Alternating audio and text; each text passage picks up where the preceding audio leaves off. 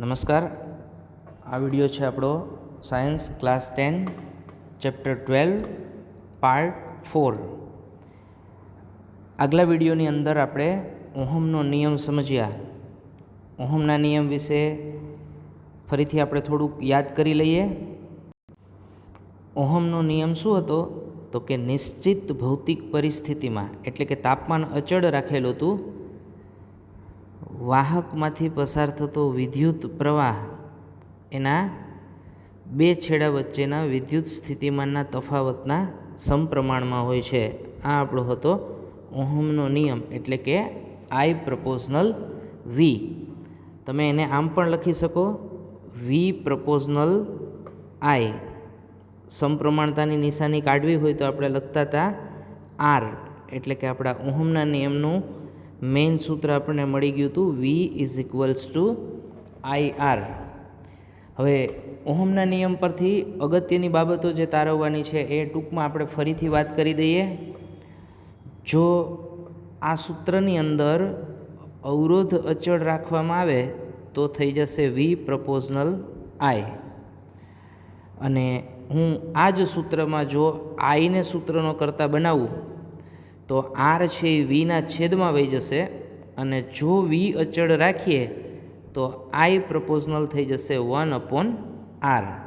એટલે કે અહીંયા આપણે અવરોધને અચળ રાખેલ છે અને અહીંયા આપણે વોલ્ટેજને અચળ રાખેલ છે. આ બે બાબતો ઉપરથી આપણે શું તારવી શકીએ? તો કે વી પ્રપોઝનલ આઈ એનો મતલબ એમ કે જો વિદ્યુત સ્થિતિમાન બમણું કરવામાં આવે તો એને અનુરૂપ વિદ્યુત પ્રવાહ પણ બમણો થાય. બીજી તારવણી હતી આપણી આઈ પ્રપોઝનલ 1/r. એટલે કે જો અવરોધનું મૂલ્ય વધારવામાં આવે તો વિદ્યુત પ્રવાહનું મૂલ્ય ઘટે. સાવ સીધું કહું, ધારો કે અવરોધનું મૂલ્ય ડબલ કરવામાં આવે તો વિદ્યુત પ્રવાહનું મૂલ્ય અડધું થઈ જાય, અને જો અવરોધનું મૂલ્ય અડધું કરવામાં આવે તો વિદ્યુત પ્રવાહનું મૂલ્ય ડબલ થઈ જાય છે. એટલે કે છેદમાં રહેલી રાશિ જો મોટી બને તો વિદ્યુત પ્રવાહનો જવાબ છે એ નાનો આવે છે. છેદમાં રહેલી રાશિ જો નાની બને તો વિદ્યુત પ્રવાહનો જવાબ છે એ મોટો આવે છે. એટલે આ નિયમ, એના સૂત્ર ઉપરથી તારવણીઓ, આ તમે ખાસ યાદ રાખજો, એક્ઝામની અંદર તમારે બહુ જ કામ આવશે. હવે આપણે જોઈએ આપણી આગળની પ્રવૃત્તિ 12.2. હવે પ્રવૃત્તિ વિશે હું તમને પહેલાં એમને માહિતી આપી દઉં શું કરેલું છે પ્રવૃત્તિની અંદર. તો કે પ્રવૃત્તિમાં એક આખો વિદ્યુત પરિપથ તમને દર્શાવેલો છે. હવે એની અંદર 3 જુદી જુદી વસ્તુ લેવાની છે. એક નિક્રોમનો તાર છે, એક 10 વોલ્ટનો બલ્બ છે, અને એક ટોર્ચમાં વપરાતો બલ્બ છે. પ્રવૃત્તિમાં અહીંયા 4 વિદ્યુત કોષો લીધેલા છે, એક એમીટર જોડેલો છે, કળ જોડેલ છે, અને અહીંયા એક XY ગેપ તૈયાર કરેલ છે, જેની અંદર આપણે આ અલગ અલગ ત્રણેય વસ્તુઓ મૂકતી જવાની છે, અને એને અનુરૂપ વિદ્યુત પ્રવાહ એ મીટરની અંદર કેટલો મળે છે એ દરેક વખતે આપણે નોંધતો જવાનો છે. પહેલી વખત પ્રવૃત્તિની અંદર આપણે XY ગેપની અંદર નિક્રોમનો તાર મૂકવાનો છે અને આપણને કેટલો વિદ્યુત પ્રવાહ મળે છે એ નોંધવાનો. રીડિંગ છે એ આપણે અલગથી તારવી લેવાનું, લખી લેવાનું. બીજી વખતે સેમ એજ પ્રવૃત્તિ રિપીટ કરવાની છે. XY ગેપની અંદર 10 વોટનો બલ્બ લેવાનો છે, ફરી પાછું એ મીટરની અંદર શું રીડિંગ આવે છે એ નોંધવાનું. અને ત્રીજી વખતે આપણે કરવાનું છે ટોર્ચ બલ્બને XY ગેપની અંદર મૂકવાનો છે, અને દરેક વખતે સેમ એ મીટરમાં કેટલું રીડિંગ આવે છે તે નોંધવાનું છે. છેલ્લે આપણે એ તારવણી કાઢવાની છે કે દરેક વખતે એ મીટરમાં મળતો પ્રવાહ સેમ છે કે જુદો જુદો. તમે બરાબર ધ્યાનથી એ મીટરમાં જોયું હશે તો દરેક વખતે મળતો પ્રવાહ છે એ જુદો જુદો મળશે. પ્રવાહ જુદો જુદો મળવાનું કારણ શું છે? તો કે દરેકનો અવરોધ જુદો જુદો હોય છે, એને કારણે પ્રવાહ છે એ જુદો જુદો મળે છે એ મીટરની અંદર. આ બાબત આપણને આ પ્રવૃત્તિમાં આપેલ છે. આપણી મેથડ પ્રમાણે આપણે દરેક લાઈન છે એ વાંચતા જઈએ અને એને અનુરૂપ આપણે એ વસ્તુઓનું અર્થઘટન કરતા જઈએ. જોઈએ આપણી પ્રવૃત્તિ 12.2. એક નિક્રોમનો તાર, એક ટોર્ચ બલ્બ અને એક 10 વોટનો બલ્બ તથા એક મીટર 0.5 એમ્પિયર 0 થી 5 એમ્પિયર રેન્જવાળું, એટલે કે મીટર એવું લેવાનું કે 0 એમ્પિયરથી લઈ અને 5 એમ્પિયર સુધીનું માપન કરી શકતું હોય તેવું એક કડ તથા જોડાણ માટેના થોડા તાર લેવાના. આ બધાને આકૃતિમાં દર્શાવ્યા પ્રમાણે આપણે ગોઠવવાના છે. હવે 1.5 વોલ્ટના દરેક એવા 4 સૂકાકો શ્રેણીમાં તેની સાથે મીટર આકૃતિમાં દર્શાવ્યા પ્રમાણે જોડો અને XY અંતરાલ છોડી પરિપથ બનાવો. એટલે આ 4 કોષ જોડેલા છે, મીટર અને એક આપણને અહીંયા XY ગેપ છે એ બનાવેલી છે. અંતરાલ XYમાં નિક્રોમનો તાર જોડી પરિપથ પૂર્ણ કરો. એટલે પહેલી વખતે આપણે જોડવાનો છે અહીંયા નિક્રોમનો તાર. કળમાં પ્લગ ભરાવો એટલે અહીંયા આપણે સ્વિચ ઓન કરવાની છે. મીટરનું અવલોકન નોંધો એટલે મીટરમાં શું રીડિંગ દર્શાવે છે એ આપણે નોંધવાનું. રીડિંગ નોંધાઈ જાય પછી સ્વિચ ઓફ કરવાની છે, એટલે પ્લગમાંથી કળ કાઢી લેવાની છે બહાર. પરિપથમાં વિદ્યુત પ્રવાહ માપ્યા પછી હંમેશા પ્લગ કળમાંથી બહાર કાઢી લો. એટલે કે આપણો રીડિંગ પૂરા થઈ ગયા હોય પછી કળ છે એ હંમેશા બહાર કાઢી લેવી, જેથી વિદ્યુત પ્રવાહ પરિપથમાં આગળ જાય નહીં અને બિનજરૂરી નુકસાન ન થાય. આગળ અંતરાલ XYમાં નિક્રોમના તારની જગ્યાએ ટોર્ચનો બલ્બ જોડો. એટલે હવે આ ટોર્ચ બલ્બ છે એ આપણે નિક્રોમ તારની જગ્યાએ જોડવાનો છે. સેમ પહેલાં જેવું જ તેમાંથી વહેતો વિદ્યુત પ્રવાહ મીટરની મદદથી નોંધો. XY અંતરાલમાં 10 વોલ્ટનો બલ્બ જોડી ઉપરના પદોનું પુનરાવર્તન કરો. ટોર્ચ બલ્બનું રીડિંગ પૂરું થાય પછી આપણે જોડવાનો છે 10 વોલ્ટનો બલ્બ. અને સેમ આપણે જે સ્ટેપ કર્યા હતા, સ્વિચ ઓન કરી હતી, રીડિંગ નોંધેલું હતું, સ્વિચ કળમાંથી બહાર કાઢી દીધી હતી રીડિંગ નોંધ્યા પછી, એ સ્ટેપનું રિવિઝન કરવાનું. શું XY અંતરાલમાં જોડેલ જુદા જુદા ઘટકો માટે XY અંતરાલમાં જોડેલા જુદા જુદા ઘટકો માટે મીટરના અવલોકન ભિન્ન મળે છે? ઉપરના અવલોકનો શું દર્શાવે છે? એટલે હવે આપણે જે રીડિંગ લીધા છે એમાંથી આ ગોતવાનું છે. અવલોકન ભિન્ન મળે છે, અવલોકનો શું દર્શાવે છે? તમે આ અંતરાલમાં કોઈ પણ દ્રવ્ય ઘટક જોડી પ્રવૃત્તિનું પુનરાવર્તન પણ કરી શકો છો. એટલે બીજા કોઈ સાધનો જોડી પણ રીડિંગ કેટલું મળે છે મીટરમાં આપણે નોંધી શકીએ. દરેક કિસ્સા માટે મીટરનું અવલોકન નોંધો અને અવલોકનનું વિશ્લેષણ કરવાનું છે. આગળ મેં તમને વાત કરી એ પ્રમાણે દરેક વખતે મીટરનું રીડિંગ જુદું જુદું મળશે અને માત્ર કારણ એનું એવું કે દરેક ઘટકનો અવરોધ છે એ જુદો જુદો હશે. જોઈએ એમાં આગળ. આ પ્રવૃત્તિમાં આપણને જણાય છે કે જુદા જુદા ઘટકોમાં વિદ્યુત પ્રવાહ જુદો જુદો છે. શા માટે જુદો જુદો છે? કેટલાક ઘટકો વિદ્યુત પ્રવાહને સરળ માર્ગ પૂરો પાડે છે, જ્યારે કેટલાક વહનને અવરોધે છે. આપણે જાણીએ છીએ કે વિદ્યુત પરિપથમાં ઇલેક્ટ્રોનની ગતિ વિદ્યુત પ્રવાહનું નિર્માણ કરે છે. ઇલેક્ટ્રોનની ગતિ વિદ્યુત પ્રવાહનું નિર્માણ કરે છે. સામાન્ય રીતે વિદ્યુત પ્રવાહના નિર્માણમાં જવાબદાર છે મુક્ત ઇલેક્ટ્રોન. એટલે કે મુક્ત ઇલેક્ટ્રોન દ્વારા વિદ્યુત પ્રવાહનું નિર્માણ થતું હોય છે. જો કે ઇલેક્ટ્રોન વાહકમાં ગતિ કરવા માટે સંપૂર્ણપણે સ્વતંત્ર હોતા નથી. એટલે ઇલેક્ટ્રોન પોતાની જાતે વાહકમાં સંપૂર્ણ રીતે સ્વતંત્ર ગતિ નથી કરી શકતા. જે પરમાણુઓ વચ્ચેથી તે ગતિ કરે છે તેમના આકર્ષણ દ્વારા તેમની ગતિ નિયંત્રિત થઈ જાય છે. એટલે કે ઇલેક્ટ્રોનની ગતિ ક્યાંક ને ક્યાંક અવરોધાય છે. વાહકમાં ઇલેક્ટ્રોનની ગતિ તેના અવરોધ દ્વારા મંદ પડી જાય છે. આપેલ પરિમાણના વાહકમાં જેનો અવરોધ ઓછો હશે તે સારો વાહક કહેવાય અને તેમાં વધારે વિદ્યુત પ્રવાહ મળે. જે વાહકનો ગણનાપાત્ર અવરોધ લગાડતો હોય તેને અવરોધક કહે છે. એટલે કે અવરોધ લગાડવા વાળું જે વાહક છે એને અવરોધક કહે છે. સમાન પરિમાણ ધરાવતા વાહકોમાંથી જેનો અવરોધ વધારે હોય તેને મંદ વાહક કહે છે, અને આ જ પરિમાણ ધરાવતા અવાહક આનાથી પણ વધુ અવરોધ લગાડે છે, એટલે કે અવાહકનો અવરોધ ઘણો બધો વધારે હોય છે. એટલે આ તારણનો જે પેરેગ્રાફ છે એનું અર્થઘટન આપણે આવી રીતના કરી શકીએ. આ ધારો કે કોઈ એક વાહક છે, વાહકની અંદર ધન આયનો પોતાના મધ્યમાન સ્થાનની આસપાસ દોલન કરતા હોય અને વાહકની અંદર ગોઠવાયેલા હોય. હવે કેવી રીતના થતી હોય છે અંદર ગતિ, એની થોડીક ચર્ચા કરીએ આપણે. આ બધા ધન આયનો પોતાના મધ્યમાન સ્થાનની આસપાસ વાહકમાં દોલન કરતા હોય છે. હવે ઇલેક્ટ્રોન આ વાહકમાં ગતિ કરવા માટે મુક્ત હોતા નથી, પણ ઇલેક્ટ્રોન આ વાહકની અંદર દાખલ થાય એટલે ધન આયનો સાથે અથડાતા હોય, આયનોની આકર્ષણને કારણે એમની ગતિ નિયંત્રિત થતી હોય.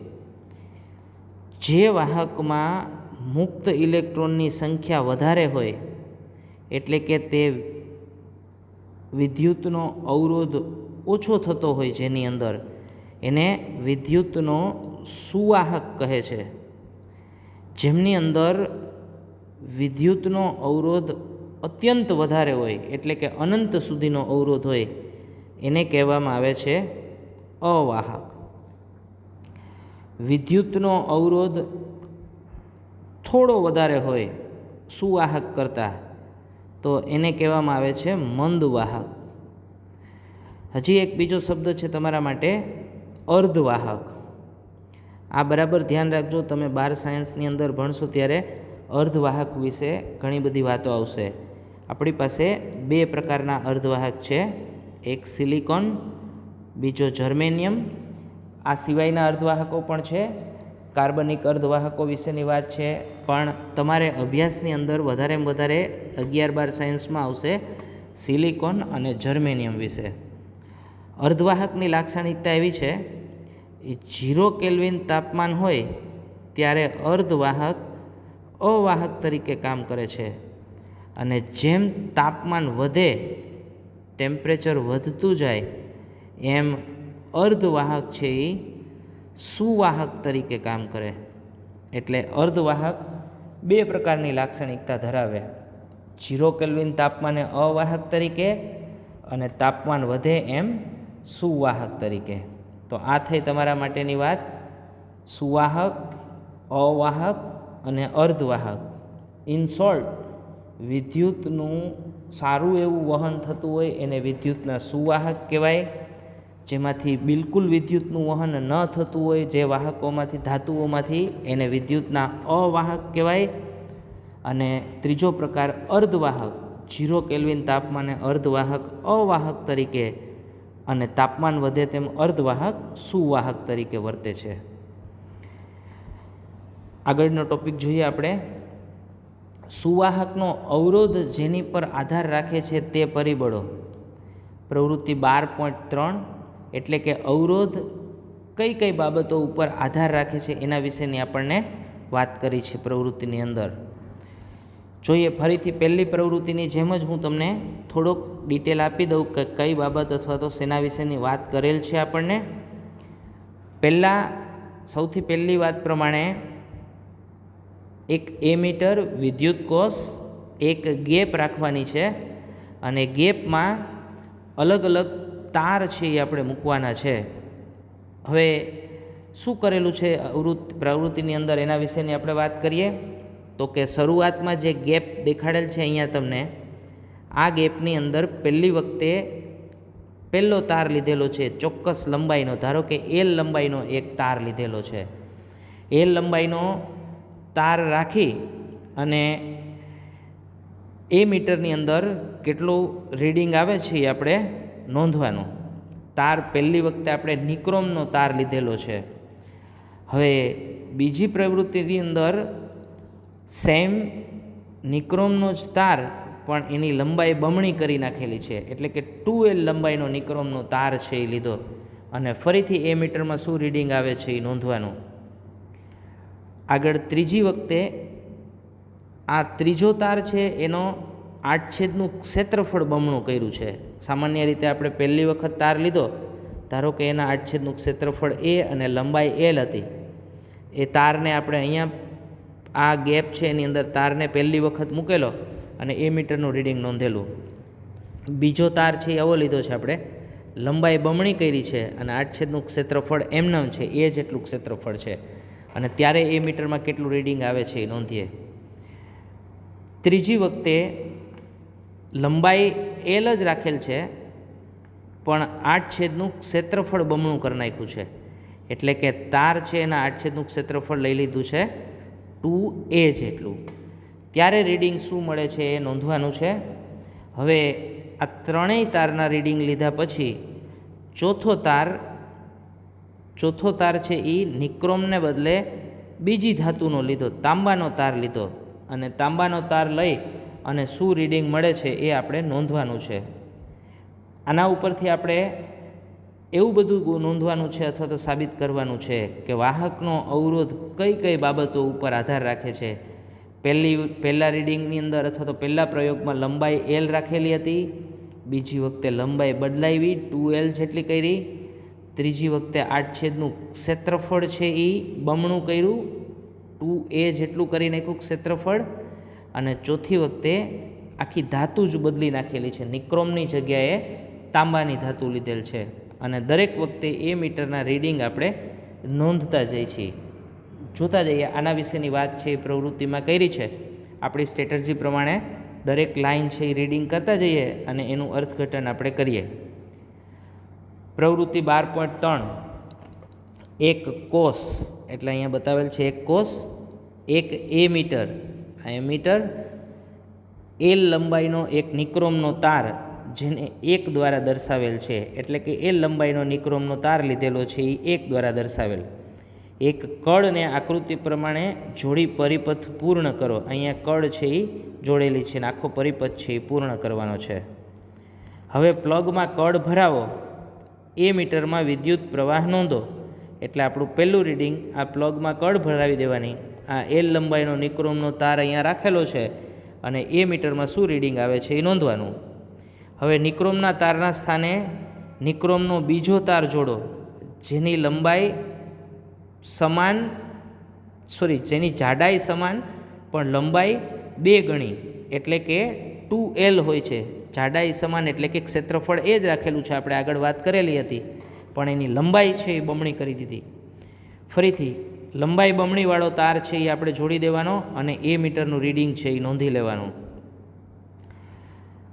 હવે એલ લંબાઈનો પણ જાડો નિક્રોમનો તાર, હવે લંબાઈ સેમ લેવાની છે પણ આડછેદનું ક્ષેત્રફળ વધારી દીધું, જાડો તાર બનાવ્યો. જે પાતળો તાર હતો એની જગ્યાએ આપણે હવે જાડો તાર લઈએ છીએ, એટલે કે આડછેદનું ક્ષેત્રફળ વધારી દીધું છે. આ પાતળો તાર વિચારો તમે, તો આ જાડો તાર એટલે કે આડછેદનું ક્ષેત્રફળ વધારી દીધું. અહીંયા ક્ષેત્રફળ એ છે તો આ બાજુમાં ક્ષેત્રફળ થઈ જશે 2a. જોડો, જાડા તારના આડછેદનું ક્ષેત્રફળ વધુ હોય છે. ફરીથી એ મીટરમાંથી પસાર થતો વિદ્યુત પ્રવાહ નોંધો, એટલે એ મીટરમાં કેટલો વિદ્યુત પ્રવાહ મળે છે એ નોંધવાનું. હવે અગાઉ આપણે વાત કરી ગયા એ પ્રમાણે નિક્રોમના તારની જગ્યાએ તાંબાના તારને પરિપથમાં જોડો. એટલે અહીંયા પહેલાં જે નિક્રોમનો તાર જોડેલો હતો શરૂઆતમાં, આપણે એ નિક્રોમનો તાર કાઢી નાખીએ છીએ અને ચોથો તાર છે એ ધાતુ ચેન્જ કરેલી છે. નિક્રોમની જગ્યાએ આપણે લીધું છે હવે તાંબુ, એટલે કે કોપર. ફરીથી સેમ એ જ રીતે આપણે રીડિંગ એ મીટરમાં કેટલું મળે છે એ નોંધતું જોવાનું છે. ધારો કે આ તારની લંબાઈ આડછેદનું ક્ષેત્રફળ પ્રથમ નિક્રોમના તાર જેટલું જ છે, એટલે કે તાંબાનો તાર લીધેલો છે એનું ક્ષેત્રફળ લંબાઈ એના જેટલું જ છે, અને વિદ્યુત પ્રવાહનું અવલોકન કરો. દરેક કિસ્સામાં પ્રવાહનો તફાવત ધ્યાનથી જુઓ. હવે પૂછે છે આપણને કે શું વિદ્યુત પ્રવાહ વાહકની લંબાઈ પર આધાર રાખે છે? તો રીડિંગ આપણે લેશી એટલે કે ચોક્કસ રીતે વિદ્યુત પ્રવાહ વાહકની લંબાઈ પર આધાર રાખે છે અને આડછેદના ક્ષેત્રફળ પર પણ આધાર રાખે છે, કારણ કે તમને દરેક વખતે પ્રયોગ દરમિયાન રીડિંગ જુદા જુદા મળશે. હવે શું થતું હોય છે હું તમને સાવ બેઝિક વાત કરી દઉં. આ એક રિલેશન જે પ્રયોગ કર્યો છે એના ઉપરથી સાબિત થાય છે આર પ્રપોઝનલ એલ, એટલે કે જો લંબાઈ વધે તો અવરોધ વધે, લંબાઈ ઘટે તો અવરોધ ઘટે. અને બીજું સાબિત એવું થાય છે પ્રયોગ ઉપરથી કે આર પ્રપોઝનલ 1/a. હવે તમે સમજી શકો છો કે જો પહેલી વખતે લંબાઈ હતી ત્યારે અવરોધ મળેલો છે આપણને, એ બીજી વખતે જો હું લંબાઈ બમણી કરું તો અવરોધ વધી જશે. જ્યારે આડછેદનું ક્ષેત્રફળ એ હતું ત્યારે જે અવરોધ મળતો હતો એના કરતાં જો આડછેદનું ક્ષેત્રફળ આપણે વધારીએ એટલે કે છેદ મોટો કરીએ તો આપણને અવરોધનો જવાબ કેવો મળશે? નાનો. હવે સિમ્પલ ઓહમનો નિયમ તો આપણે યાદ રાખવાનો જ છે, ભૂલવાનો છે જ નહીં. તમે વીર પણ યાદ રાખી શકો, વી = IR. તો આઈ કોના ઉપર આધારિત છે? તો કે આઈ, જો આપણે વી અચળ લઈએ તો આઈ પ્રપોઝનલ 1/R. હવે અવરોધ વધે તો વિદ્યુત પ્રવાહ ઘટે, અવરોધ ઘટે તો વિદ્યુત પ્રવાહ વધે. જોઈએ આગળ, એવું જોવા મળે છે કે તારની લંબાઈ બમણી કરતાં એ મીટરનું અવલોકન અડધું થાય છે. એ મીટરમાં શું મળશે આપણને? તો વિદ્યુત પ્રવાહ.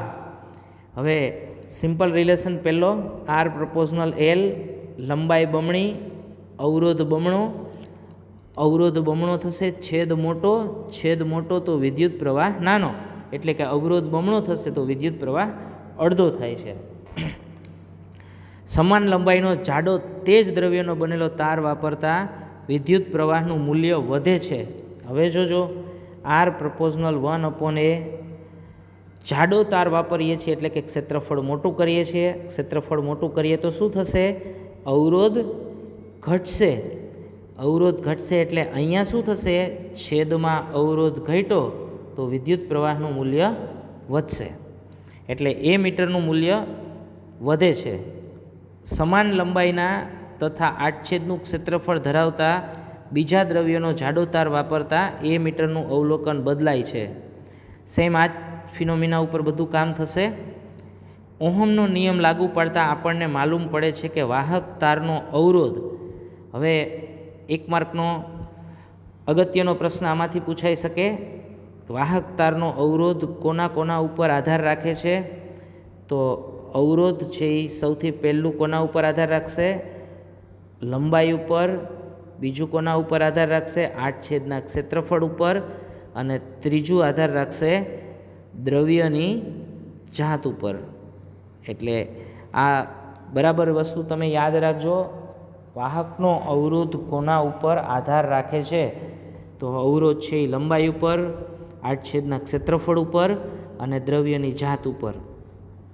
જોઈએ, અવરોધ પહેલું તેની લંબાઈ, આડછેદના ક્ષેત્રફળ તથા દ્રવ્યની જાત.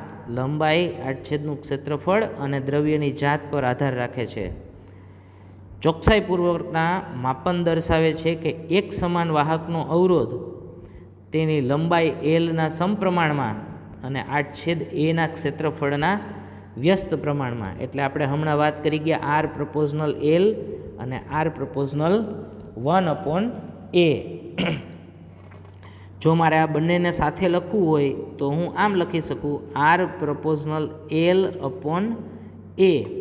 આગળ ઓહમના નિયમમાં આપણે વાત કરેલી હતી કે જો સમપ્રમાણતાની નિશાની કાઢવી હોય તો અચળાંક મૂકવો પડે, એટલે કે R બરાબર ρ/L/a. આ જ વાત કરેલી છે આગળ. એટલે કે આર પ્રપોઝનલ L/a, સમપ્રમાણતાની નિશાની આપણે કાઢીએ છીએ. સમપ્રમાણતાની નિશાની એટલે કે આ રો કાઢીએ આપણે તો પ્રપોઝનલની નિશાની આપણે કાઢીએ તો R = ρ/L/a. આ એક અગત્યનું સૂત્ર છે. તમને આ સૂત્ર ઉપરથી ઘણા બધા દાખલાઓ પણ પૂછાય છે, એટલે સૂત્ર બરાબર યાદ રાખજો. R = ρ/L/a. સૂત્રમાં આવતા દરેક પદ વિશે વાત કરી દઈએ, એની ઓળખાણ આપી દઈએ. R એટલે વાહકનો અવરોધ. આ જે અચળાંક લીધો છે રો, એ અચળાંક રોનું નામ છે અવરોધકતા, આર છે એ અવરોધ છે અને રો છે એ અવરોધકતા. બરાબર યાદ રાખજો. એલ વાહકની લંબાઈ છે અને એ વાહકના આડછેદનું ક્ષેત્રફળ. આગળ, જ્યાં રો સમપ્રમાણતા અચળાંક છે અને તેના વાહકના દ્રવ્યની વિદ્યુત અવરોધકતા કહે છે. બરાબર યાદ રાખજો. વિદ્યુત અવરોધકતા. અવરોધકતાનો એસઆઈ એકમ ઓહમ મીટર છે.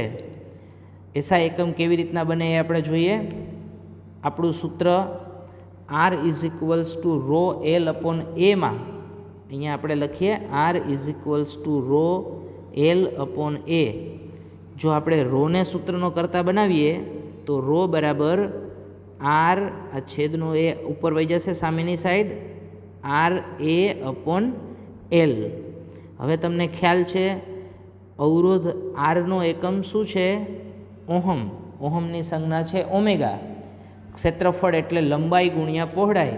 લંબાઈ મીટરમાં માપીએ, પહોળાઈ મીટરમાં માપીએ એટલે થઈ જશે મીટરનો સ્ક્વેર. મીટર સ્ક્વેર છેદમાં લંબાઈ છે, લંબાઈ એટલે મીટર. સાદું રૂપ આપીએ તો 1 મીટર મીટર કેન્સલ થઈ જશે, તો રો ઇઝ ઇક્વલ્સ ટુ શું બની જશે? Ohm metre. એટલે આ આપણો અવરોધકતાનો એકમ થઈ જશે ઓહમ મીટર. આ બરાબર જોઈ લેજો. તે દ્રવ્યનો લાક્ષણિક ગુણધર્મ છે. ધાતુ અને મિશ્ર ધાતુઓની અવરોધકતા ખૂબ ઓછી હોય છે. તેનો વિસ્તાર 10⁻8 ઓહમ મીટરથી 10⁻6 ઓહમ મીટર. વિસ્તાર તમે યાદ રાખવા પ્રયત્ન કરજો. ધાતુ અને મિશ્ર ધાતુની અવરોધકતા ખૂબ ઓછી હોય છે. અવરોધકતા ઓછી હોય છે તો વિદ્યુતના સારા વાહકો હોય, એટલે કે તે વિદ્યુતના સારા વાહકો છે. હવે ઓબ્વિયસ છે અવરોધકતા ઓછી હોય તો વિદ્યુતના વાહકો હોય, તો અવાહકમાં શું હશે? તો કે અવરોધકતા ઘણી બધી વધારે હશે. અવાહકો જેવા કે રબર અને કાચ જેવા અવાહકોની અવરોધકતાનો વિસ્તાર 10⁻12 થી 17 ઓહમ મીટર. અહીંયા આપણી ઘાત હતી 10ની, એ માઇનસમાંથી ઘણી બધી નાનો જવાબ કહી શકાય, જ્યારે આ ઘાત પ્લસમાં છે, 10⁻12 થી લઈને 10⁻17 સુધી છે. દ્રવ્યનો અવરોધ અને અવરોધકતા બંને તાપમાન સાથે બદલાય છે. એટલે કે અવરોધ હોય કે અવરોધકતા હોય, બંને કોની સાથે બદલાય છે? તાપમાન સાથે. એટલે તાપમાનમાં ફેરફાર થાય તો અવરોધ અને અવરોધકતા બંનેમાં ફેરફાર થાય છે. આપણને જોવા મળે છે કે મિશ્ર ધાતુની અવરોધકતા તેમની મૂળ ધાતુઓ કરતાં વધુ છે. એટલે કે મિશ્ર ધાતુની અવરોધકતા મૂળ ધાતુ હોય એના કરતાં વધારે હોય, અને મિશ્ર ધાતુઓ ઊંચા તાપમાને ત્વરિત ઓક્સિડાઇઝ થતી નથી, એટલે કે દહન પામતી નથી. આ કારણોસર તે વ્યવહારમાં વિદ્યુત ઉષ્મીય સાધનોમાં વપરાય છે, જેવા કે ઇલેક્ટ્રિક ઇસ્ત્રી, ટોસ્ટર, વિદ્યુત બલ્બના ફિલામેન્ટ. આ તમને ખ્યાલ છે આપણે બલ્બ વિશેની વાત કરી ગયા. વિદ્યુત બલ્બની અંદર એક ફિલામેન્ટ હોય છે, અને ફિલામેન્ટ છે એ બલ્બમાં આપણે વિદ્યુત આપીએ ત્યારે એકદમ ગરમ થાય છે પણ ઓગળી જતા નથી. તો એ વિદ્યુત ઉષ્મીય સાધનોની અંદર ત્વરિત ઓક્સિડાઇઝ નથી થતા એટલા માટે થઈને વપરાય છે. બીજું એનું ઉત્કલન બિંદુ પણ સારું એવું ઊંચું હોય છે. જ્યારે તાંબા અને એલ્યુમિનિયમનો ઉપયોગ વિદ્યુત પ્રવાહ વહન કરતા તારોની બનાવટમાં થાય છે. વિદ્યુત પ્રવાહનું વહન કરતા તારની બનાવટમાં કોપર વાયર વપરાતા હોય, એલ્યુમિનિયમ વપરાતા હોય. શું કામે મોટા ભાગે આપણે વાપરીએ છીએ કોપર વાયર? તો કે એની અવરોધકતા ઓછી હોય છે, અવરોધ ઓછો હોય છે, એટલે બિનજરૂરી વ્યય ન થાય. આગળ તમને માહિતી આપેલ છે, તમે યાદ રાખજો. બધા જ ધાતુઓની અવરોધકતાઓ ગોખવાની જરૂર નથી, પણ વાહકોની અવરોધકતા 10⁻6 થી -8 ક્રમમાં છે. જુદા જુદા ધાતુઓની અવરોધકતા જુદી જુદી છે, પણ તમે અવરોધકતા વિશેનો ખ્યાલ આ -ઘાત ઉપરથી મેળવી શકો કે ભાઈ ધાતુઓની અવરોધકતા અથવા તો વાહકની અવરોધકતા ઘણી બધી ઓછી છે. મિશ્ર ધાતુઓની અવરોધકતા વાહકોની અવરોધકતા કરતાં થોડી વધારે છે અને અવાહકોની અવરોધકતા વાહકો અને મિશ્ર ધાતુઓની અવરોધકતા કરતાં ઘણી બધી વધારે છે. તમને નોંધમાં આપેલું જ છે, મૂલ્ય યાદ રાખવાની જરૂર નથી. દાખલા ગણતી વખતે મૂલ્યો ઉપયોગમાં લઈ શકો છો. એટલે તમારે માત્ર એ યાદ રાખવાનું છે કે વાહકોની અવરોધકતા ઓછી હોય છે, મિશ્ર ધાતુઓની અવરોધકતા વાહકો કરતાં થોડી વધારે અને અવાહકોની અવરોધકતા ઘણી બધી વધારે હોય છે. સારાંશમાં આપણે વાત કરીએ તો પહેલી પ્રવૃત્તિ આપણી હતી એ પ્રવૃત્તિમાં જુદી જુદી ધાતુઓનો અવરોધ જુદો જુદો હતો, એને અનુરૂપ રીડિંગ મળતા હતા વિદ્યુત પ્રવાહના. બીજી પ્રવૃત્તિની અંદર અવરોધ છે એ પરિમાણ ઉપર કેવી રીતના આધાર રાખતા હતા એના વિશેની વાત કરી. અને ત્રીજી વાત, બીજી પ્રવૃત્તિ ઉપરથી આપણે એક અગત્યનું સૂત્ર મેળવું, R=ρl/A. આના ઉપરથી તમને ઘણા બધા દાખલાઓ છે એ પૂછાતા હોય છે. સૌથી અગત્યનું, વાહકનો અવરોધ કઈ કઈ બાબતો ઉપર આધાર રાખે છે? તો પહેલું હતું લંબાઈ, બીજું હતું આડછેદનો ક્ષેત્રફળ A અને ત્રીજું હતું દ્રવ્યની જાત. નેક્સ્ટ ટોપિકની અંદર આપણે આ સૂત્ર ઉપરના સમ છે એ જોઈએ.